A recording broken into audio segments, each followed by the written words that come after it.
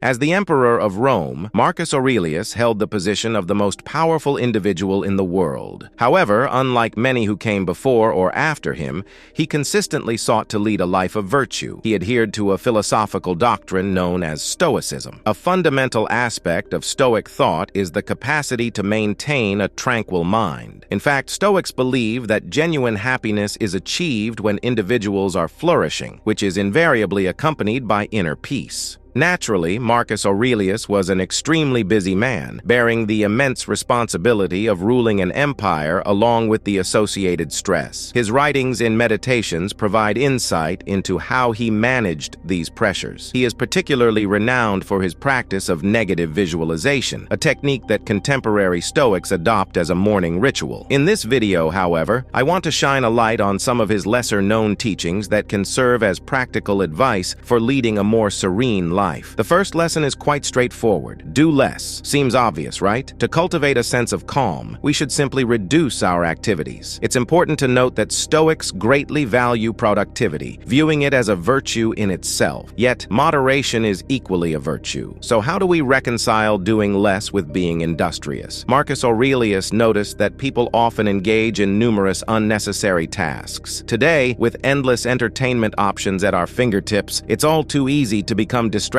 by non-productive pursuits. When he spoke of doing less, Marcus also meant speaking less. Many discussions are trivial, lead nowhere, and merely drain our time and energy. Therefore, doing less equates to focusing on what's essential. This not only involves eliminating the trivial, but also means working more intelligently and efficiently. One significant benefit of this approach, in addition to achieving tranquility, is that we can do less, but do it better. To maintain this focus, a mindful attitude is required. As he famously stated, if you can eliminate it, you'll have more time and more tranquility. Consider every moment.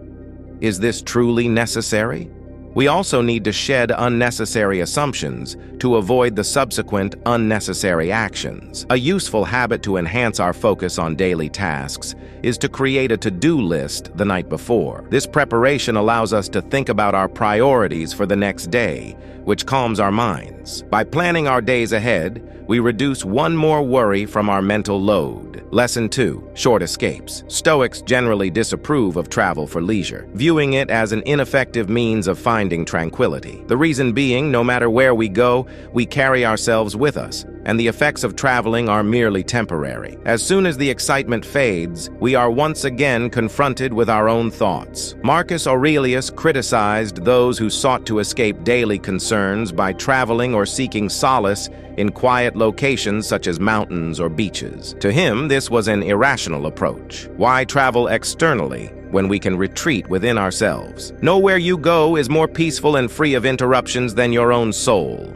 he said. While it's perfectly fine to change our surroundings occasionally to aid our mental retreats, we should keep these escapes simple and short. What Marcus Aurelius advocated is reminiscent of meditation, or moments of self-reflection and contemplation, allowing us to rejuvenate and calmly navigate our daily lives. He offered us 2 reflections for our brief mental retreats. 1. That things have no hold on the soul. They remain unmoving outside it. Disturbance arises solely from within, stemming from our own perceptions. 2. Everything you see will soon change and cease to exist. Consider how many changes you've already witnessed. The world is nothing but change. Our lives are merely perceptions. This leads us to the next piece of advice. Remember that all shall pass. The Stoics are well known for confronting the harsh reality of life, its inevitable end. Memento mori means to remember death, which encapsulates the acceptance that the transient nature of the universe also entails our own decay and disappearance. Marcus Aurelius reminds us to be aware of how quickly things slip away. One moment, we may be fully engaged,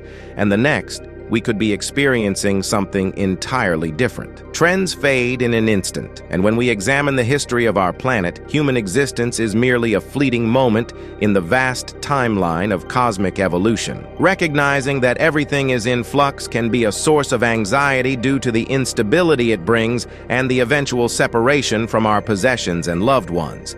However, it can also be a source of calm. The understanding that everything is temporary means there's no point in clinging tightly to the good times or harboring aversions to the bad.